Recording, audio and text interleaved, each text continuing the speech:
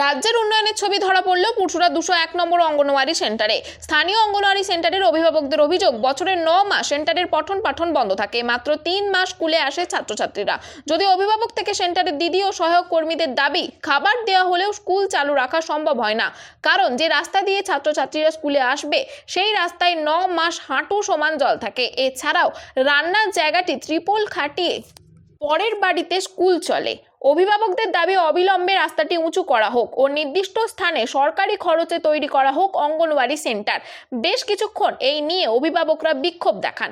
অভিভাবকরা এও বলেন, যেমনভাবে ত্রিপল খাটিয়ে রান্না হচ্ছে তাতে যে কোনো মুহূর্তে খাবারে টিকটিকি বা বিষাক্ত কিছু পড়ে যাবার আশঙ্কা রয়েছে। এই বিষয়ে আরও কি জানাচ্ছেন তারা, ওনাদের থেকে শুনবো বিস্তারিত। 24 আওয়ার্স আরামবাগের রিপোর্ট।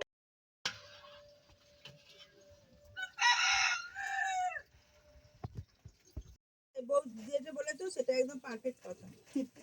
কি বলবো, রোজ খাবার দিতে খাবার খাওয়াতে খাবার গেছে, খাবার হয়নি, সেন্টার হয়নি, এখানে সেন্টারই ফিরে এসো।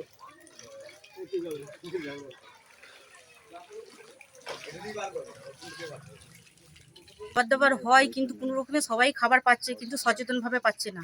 সবাই হচ্ছে যে কোনো রকম নিরাপত্তা নেই, হয়তো টিকটিকি সাপ এইসবও আসতে পারে। হ্যাঁ, খাবার দাবার হয়তো নষ্ট হয়ে যেতে পারে, তা থেকে বাচ্চাদের বিপজ্জনক হতে পারে।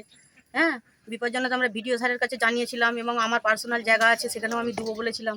সেই জায়গাটাও যদি নেয়, সেখান থেকে তৈরি করে, হ্যাঁ সেই জায়গাটাও যদি তৈরি করে, সেখানে যদি স্কুল তৈরি করে, তার জন্য আমরা এখান থেকে হচ্ছে যে জানিয়েছিলাম।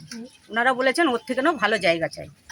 এবারে যদি এইটা মনে হয় যে সচেতন জায়গা, তাহলে আপনারা একটু ভালোভাবে ব্যবস্থা করে দিন। মানে এই যে পরিবেশ দেখছি আপনার হচ্ছে ত্রিপল খাটানো, এখানে বিপজ্জনক ঘটতে পারে। আপনাদের ছেলেদিকে নিয়ে আসেন এইরকম পরিবেশ নেই, সেরকম নিয়ে আসেন স্কুলে পড়ে না, এখানে জল জমে আছে, বাচ্চারা আসতে পারে না। মানে বছরে শোনা যাচ্ছে যে 6 মাস নাকি অঙ্গনওয়াড়ি সেন্টারে ছাত্র আসে না, কেন?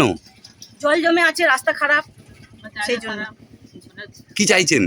কি চাইছি, যেটা যাতে সুস্থভাবে এখানে একটা ব্যবস্থা করা যায়, যেটা ভালো হয়, সেটা বিডিও স্যারকে জানানো যাইছে যে আমাদেরও জায়গা আছে, সেই জায়গাটা দেওয়ার জন্যই করছি। সেটাও একটু ইনকোয়ারি হয়েছিল, হবার পরেও সেটা রিজেক্ট হয়ে গেছিলো, বললে এখানে হবে না। এরপরেও যাতে হয়, আমরা চাইছি যে এখানে একটা স্কুল হোক। সবাইকে জানানো হয়েছে, তো কেউ কোনো গ্রাহ্য করছে না। সেই বিডিও সাহেব ঠান্ডা করে বসে হাঁকাচ্ছে যে আমাদের মানে কোনো কিছু গ্রাহ্যই করছে না। বিডিও সাহেব কি কোনো কমিশন খেয়েছে? কেন আসছে না এখানে বিডিও সাহেব?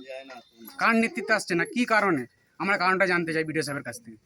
আমরা চাই বিডিও সাহেব এখানে আসুক, দেখে যাক কী ব্যবস্থাটা চলছে এখানে। আরে রাস্তাঘাট নেই, পায়খানা নেই, বাথরুম নাই, কী করবে ছেলেরা, কী করে আসবে? নিরাপত্তাটা কীভাবে দেবে? মানে হিসাব মতো 12 মাসের মধ্যে আপনার 3 মাস স্কুল হয় আর 9 মাস বন্ধ 9 মাস থাকে। বন্ধ থাকে, তাহলে কিভাবে চলবে এইটা?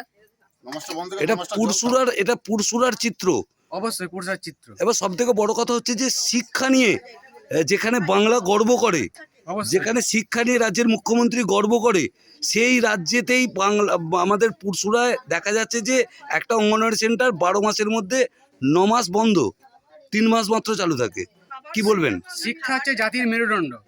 যেখানে শিক্ষা নাই সেখানে অন্যরকম খারাপ ব্যবহার হয়, ঠিক আছে, অশান্তি ঘটে। তো শিক্ষা থাকলে মানুষ সেখানে ভালোভাবে থাকতে পারে।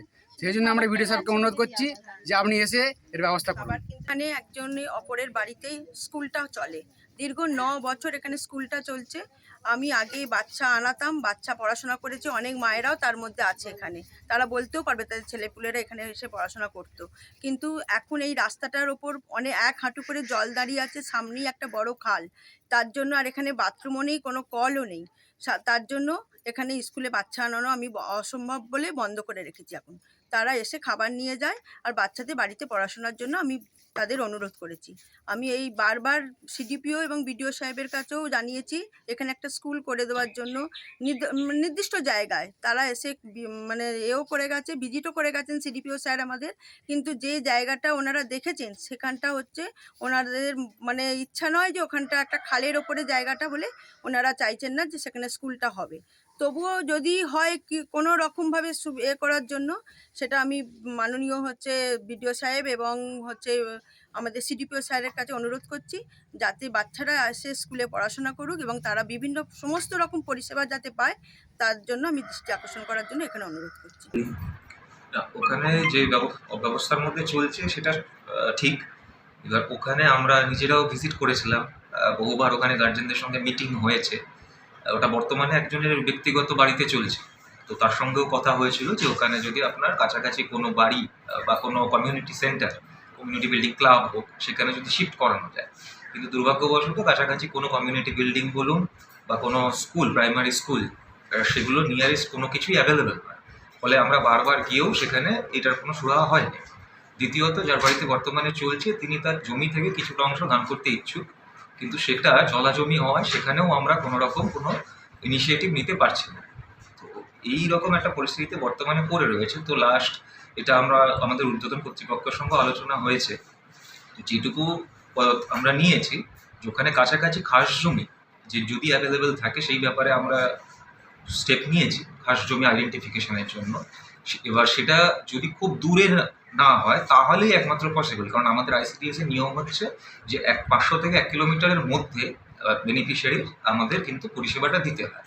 তো যদি 500 থেকে 1 কিলোমিটারের মধ্যে আমরা ওখানে খাস জমি, যেটা এখানে কনস্ট্রাকশন করার মতো উপযুক্ত, সেরকম জমি অ্যাভেলেবেল পাই একমাত্র, তাহলে এই সমস্যাটা আসলে সমাধান হওয়া সম্ভব। আমরা সেই চেষ্টাতেই এখন রয়েছি।